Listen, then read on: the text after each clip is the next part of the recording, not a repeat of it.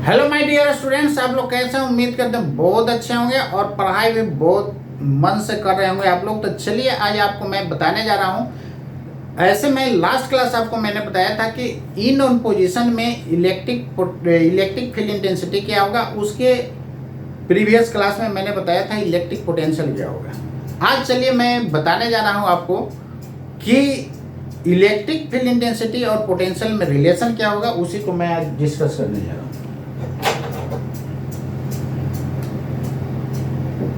Relation between electric potential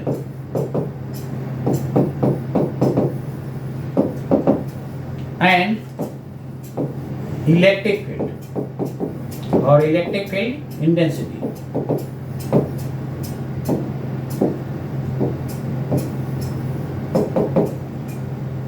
ध्यान दीजिए दोस्तों, आप लोग जैसे v का वैल्यू आप लोग जानते हैं पॉइंट चार्ज के कारण कितना जानते हैं, 1/4πε0 Q/r जानते हैं। इसको डिफरेंशिएट कर दीजिए dV/dr, क्या हो जाएगा Q/4πε0 और r 1/r का डिफरेंशिएशन हो जाएगा -1/r²। क्लियर है ना?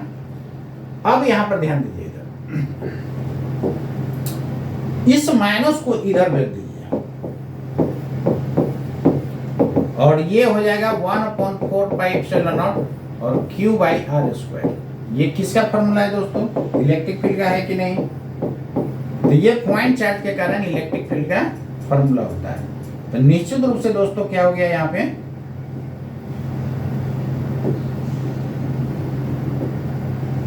E बराबर एक रिलेशन आ गया हम लोग के पास, E बराबर -dV/dr। इसको हम लोग पोटेंशियल ग्रेडियंट बोलते हैं। क्या बोलते हैं? Potential gradient.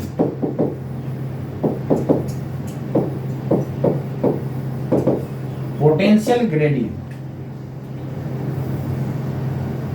ये आपका जो है, इसको यदि आप वेक्टर फॉर्म में लिखते हैं तो क्या लिखिएगा? E बराबर -dV/dr और r कैप, ये यूनिट वेक्टर है, डायरेक्शन बता रहा है। तो पोटेंशियल ग्रेडियंट जो होता है इसका यूनिट देखिएगा तो क्या हो जाएगा, इसका वोल्ट पर मीटर। क्लियर है ना? और नेचर क्या होगा इसका बताइए? वेक्टर हो जाएगा। क्यों वेक्टर होगा? क्योंकि इधर वेक्टर है तो इधर भी क्या होगा? वेक्टर होगा। क्लियर है ना? ऐसे वेक्टर का किसी भी वेक्टर का मैग्नीट्यूड तो क्या होता है? स्केलर होता है। मैग्नीट्यूड तो किसी का भी लेंगे तो स्केलर होगा। नेचर कैसा होगा? वेक्टर। आगे देखिए, इसका डायमेंशन देखिए। तो डायमेंशन आपका हो गया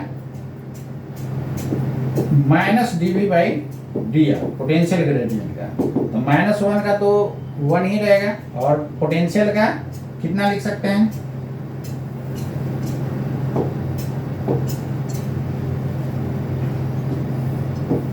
इसी को आप ये भी लिख सकते हैं, इलेक्ट्रिक फील्ड के बराबर है तो ये भी यूनिट लिख सकते हैं, न्यूटन पर कूलम। जो इलेक्ट्रिक फील्ड का यूनिट वही पोटेंशियल ग्रेडियंट का यूनिट हो जाएगा। तो यहाँ पर न्यूटन पर कूलम है, तो न्यूटन पर कूलम का क्या हो जाएगा? डायमेंशन न्यूटन पर कूलम। न्यूटन का बताइए, फोर्स है mnt-2 और Q बराबर IT होता है। ऊपर जाएगा दोस्तों तो क्या हो जाएगा? mlt-3I-1। ये रहा आपका डायमेंशन। ठीक है? तो पोटेंशियल ग्रेडियंट क्या होता है? वेक्टर क्वांटिटी होता है। अब यहाँ पर ध्यान दीजिए, इधर जब सिंगल वेरिएबल रहता है तब तो हम लोग करते हैं, मोर देन वन वेरिएबल के लिए हम लोग इसका यूज करते हैं।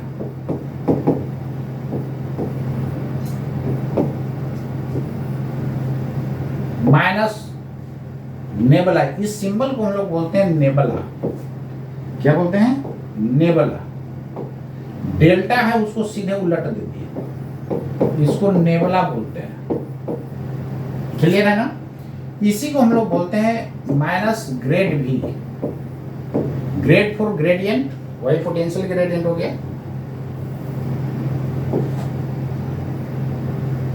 ऐसे ग्रेडियंट का मतलब आप लोग स्लोप पढ़े थे, स्लोप पढ़े थे ना। तो यहाँ पर किसी को डिस्टेंस के रेस्पेक्ट में डिफरेंशिएट कर रहे हैं तो क्या हो रहा है, पोटेंशियल ग्रेडियंट दे रहा है। ये भी तो dy बाई डी एक्स है, और ग्रेडियंट का मतलब स्लोप बताया था ना मैथमेटिकल टूल्स में। तो ये भी देखिए तो dy बाई डी एक्स के फॉर्म में है, इसलिए इसका नाम पड़ गया पोटेंशियल का है, इसलिए पोटेंशियल ग्रेडियंट। इसको हम लोग लिखेंगे कैसे, माइनस ये नेबुला का जो वैल्यू होता है del by del X I cap plus del by J cap plus del by del Z के कैप। अब इसका वैल्यू इसमें पुट कर दीजिए, तो E बराबर minus del by del X I cap plus del by J cap plus del by del Z के cap. और ये भी जो है गुना में था, भी को अंदर गुना कर दीजिए, इधर वेक्टर इधर भी एरो देना होगा। तो E बराबर कितना हो जाएगा दोस्तों, minus del B by del X I cap plus del B by J cap plus del B by del Z के कैप। ये हम लोग तब लगाते हैं जब मोर देन वन वेरिएबल होता है। इस फॉर्मूला को याद रखना है, आप इसी को याद रखिए ना, ज़्यादा अच्छा रहेगा। डेल बराबर इतना याद रखिएगा, सॉरी ये नेबुला का वैल्यू इतना याद रखिएगा, ये फॉर्मूला याद रखिएगा। इससे क्वेश्चन IIT नीट दोनों में पूछा जाता है, कई बार पूछा भी है। कैसे क्वेश्चन रहेगा देखिए, इधर ट्रिपल स्टार मार दीजिए, क्वेश्चन इस टाइप का पूछा जाता है। The electric potential in a region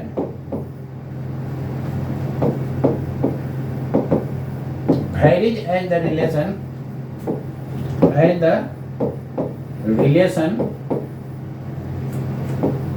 Vx by z। इसका मतलब आपको मैथमेटिकल टूल्स में बताया था कि ये ब्रैकेट का मतलब यहाँ गुना नहीं है। V is a function of x by and z, ये होता है दोस्तों। V is a function of x by and z, मतलब भी x और बाई z पर क्या कर रहा है, डिपेंड कर रहा है। ऐसा है वोल्ट। तो आपसे डिमांड क्या कर रहा है, find electric field at point 2 meter 3 meter 1 meter. इस पॉइंट पर आपको इलेक्ट्रिक फील्ड इंटेंसिटी निकालना है। तो बहुत इंपॉर्टेंट इस टाइप का क्वेश्चन आता है, इसलिए चलिए इसको मैं देखता हूं कैसे होगा। चलिए देखिए इधर सबसे पहले भी आपको दिया हुआ है, इसको डायरेक्ट ऐसे भी लिख सकते हैं, X Y plus by Z plus Z X. इसको हम लोग पार्शियल डिफरेंशिएशन बोलते हैं। क्या बोलते हैं, पार्शियल डिफरेंशिएशन। इसको डिफरेंशिएट कीजिएगा तो क्या होगा, पार्शियल डिफरेंशिएशन। क्यों ऐसा बोला जाता है, देखिए del B by del X को हम लोग बोलेंगे partial differentiation of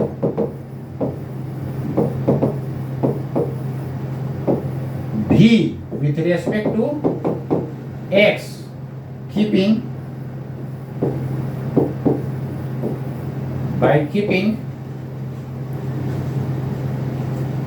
y and z constants. y और z को हम लोग क्या ट्रीट कर लेंगे, कांस्टेंट। तो रियल में देखिए पार्शियल क्यों नाम पड़ा है, ये आपको बता रहा हूं।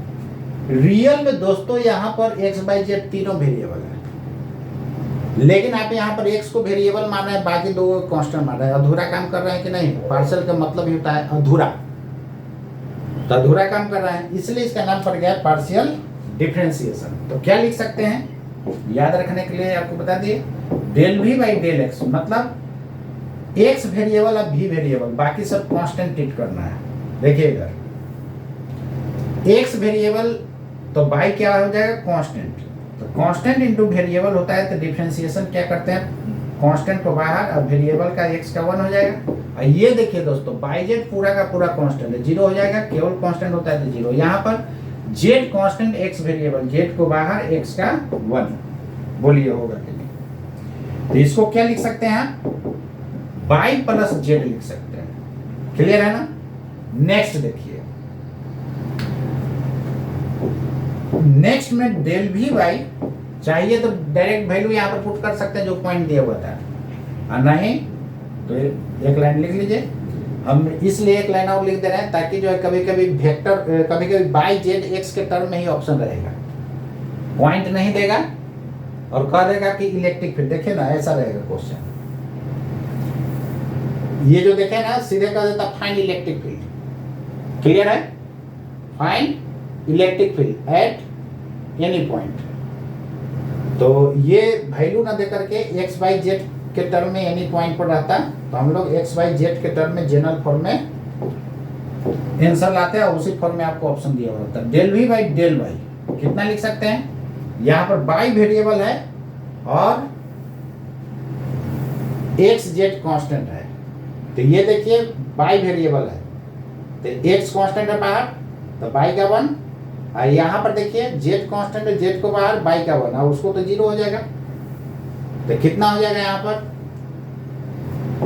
एक्स बाहर बाई का 1 प्लस बाई बाहर,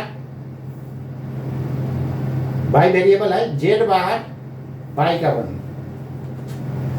तो जेड कांस्टेंट को बाहर बाई का 1 मतलब एक्स प्लस जेड आ जाएगा। क्लियर है। इसी तरह del V by del Z, तो एक्स बाई वेरिएबल होगा। अब सिंपल देखिए बाई वेरिएबल है तो इसमें बाई नहीं है, यहाँ एक्स वेरिएबल है तो यहाँ एक्स नहीं है, तो यहाँ जेड वेरिएबल है तो यहाँ पर जेड नहीं रहेगा, डायरेक्ट कर सकते हैं। क्लियर है।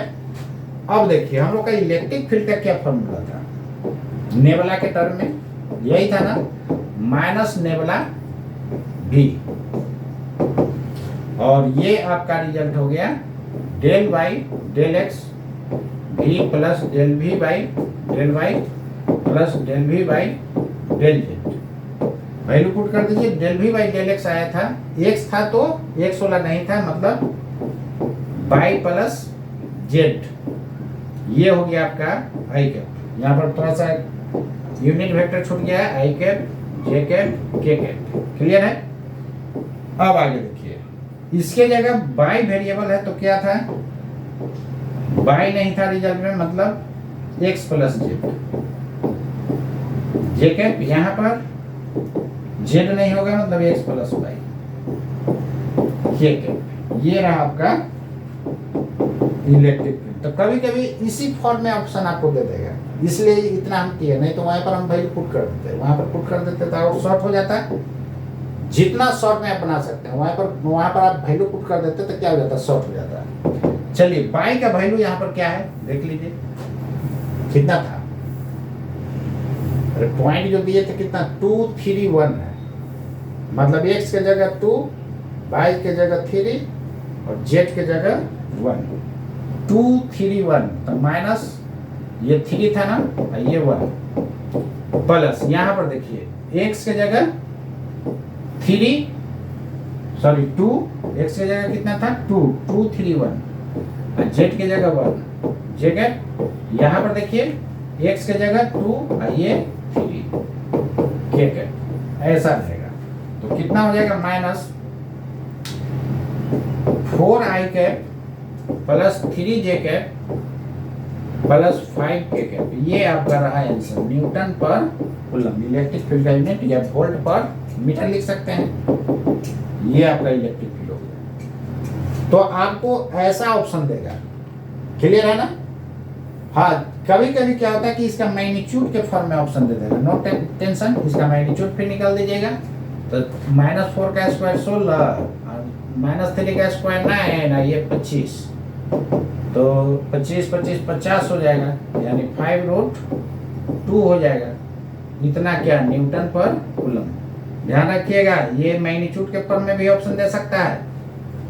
तो इतने तरह से आपको ये भी, इसके टर्म में भी ऑप्शन रहेगा, इसके टर्म में भी रह सकता है। और यदि वो पॉइंट नहीं दिया हुआ होता तो x/z के टर्म में होता। तो उम्मीद करते हैं दोस्तों आप इसको अच्छे से समझ गए होइएगा। एक बार आपको दिखा दे रहा हूं। तो पार्शियल डिफरेंशिएशन क्या होगा? रियल में सब वेरिएबल, लेकिन एक को वेरिएबल माना है, बाकी सबको क्या माना है? कांस्टेंट। क्लियर है ना? ठीक है, इसको रोक रोक करके आप वीडियो को लिख लीजिएगा। ठीक है, ठीक है, ठीक है। तो उम्मीद करते हैं ये नेबुला के बारे में आप लोग समझ गए होइएगा। तो इलेक्ट्रिक फील्ड जो होता है पोटेंशियल ग्रेडियंट के क्या होता है? बराबर होता है। तो उस फॉर्म में क्वेश्चन पूछा जाता है इलेक्ट्रिक फील्ड निकालने के। चलिए एक और क्वेश्चन आपको मैं दे रहा हूँ HW के फॉर्म में, इसको बनाइएगा।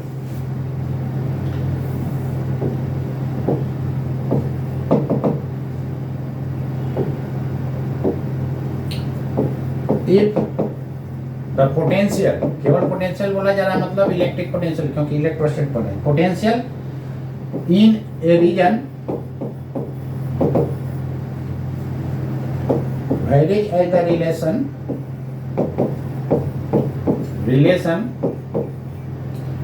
Vx/z बराबर x/z plus zx² plus xz², ऐसा है। तो इसको कैसे आप फाइंड कीजिएगा? आप जैसे डिफरेंशिएशन हम पीछे किए उसी तरह करना है। देन फाइंड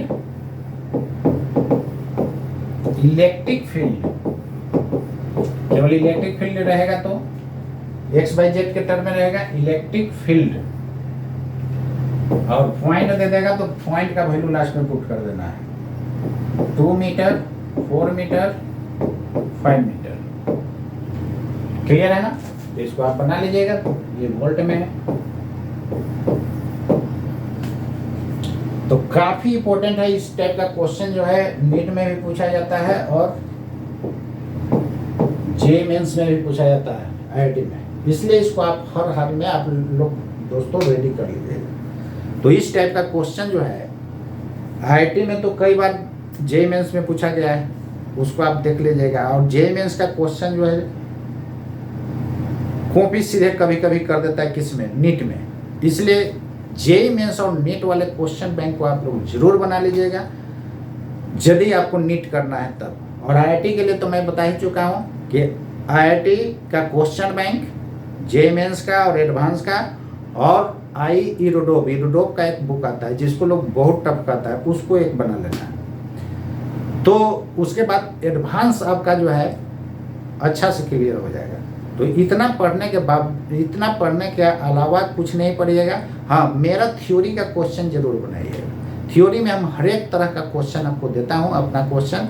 तो मेरा थ्योरी का क्वेश्चन और क्वेश्चन बैंक और वो इरोडोप का, और नीट वालों के लिए मेरा थ्योरी का क्वेश्चन, जेईई मेंस का क्वेश्चन और ये नीट का क्वेश्चन। इसके अलावा आपको पढ़ने का जरूरत नहीं है।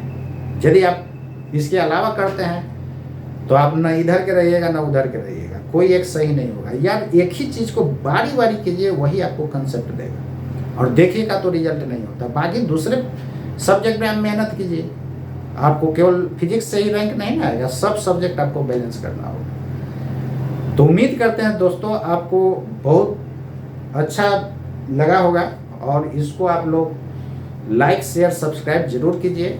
और देखिए ऑनलाइन क्लास, ये जो ऑनलाइन वीडियो जो है छोटा छोटा डालना होता है, क्योंकि ज़्यादा लॉन्ग डालेंगे तो आप भी देखने में देखिएगा तो बोर हो जाइएगा। लेकिन ऑफलाइन क्लास जो होता है 1.5 घंटा 2 घंटा का, इससे तो ज़्यादा पढ़ाई होगा। तो ऐसा नहीं सोचना है कि इलेक्ट्रोस्टैटिक में इतना ज़्यादा टाइम लग रहा है। तो यहाँ पर छोटा छोटा वीडियो बना रहा हूँ, इसलिए ऐसा हो रहा है। तो जो लोग ऑनलाइन जुड़ना चाहते हैं वो जुड़ते जाइए, और वीडियो को जरूर सब्सक्राइब कीजिए। तो चलिए दोस्तों, आज के लिए इतना ही। जय हिंद, जय भारत।